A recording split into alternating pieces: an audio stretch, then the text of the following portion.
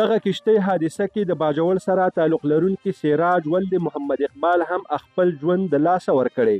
سراج د تیرو 3 کلونو نه د سعودي عرب په ښار کې خپله مهنت مزدوري کوله، خو ولې بیا د خپل او کورنۍ ښه ژوند په تکل کې د سعودي عرب نه په غیر قانوني لارو یورپ ته تلو چې په لیبیا کې د کشتۍ په ډوبېدو کې خپل ژوند د لاسه ورکړو. سراج د MA پولیټیکل ساينس ډیګري ترلاسه کړې وه، په څه وجه یې سعودي عرب کې او بیا د یورپ دغه د مرګ خطرناکې لارو ته غاړه کېښودله.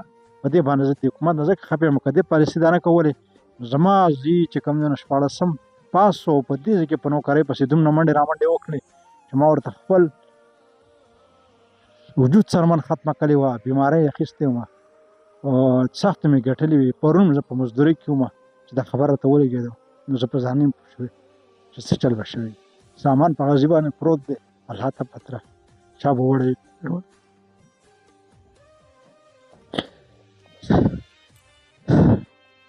خویندې هم جاړي، مور هم جاړي او ټول خلک راغلي، کور هغه په تړک دی.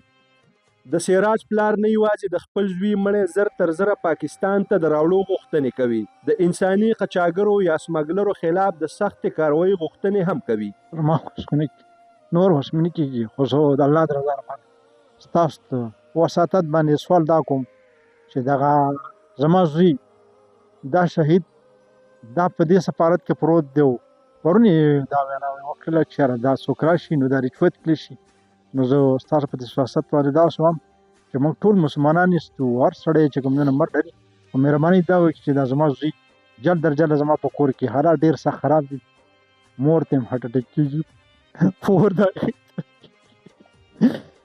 او تکلیف خلک دی ډېر تکلیف دی راته زیات، او زه په دې خپل د غریبۍ په کور کې ولاړ یم او په بل کې زه نشم څه ویلی چې کنه زه څه کوم. خو زه سوال دا کوم چې دا کوم کسان دي نو داسې نه و چې دا پرېږدي، داسې سزا ورکړي چې آینده وخت لپاره ځان موجوده نسل نه خرابېږي. په دې خپل پاکستان کې مزدوري شته.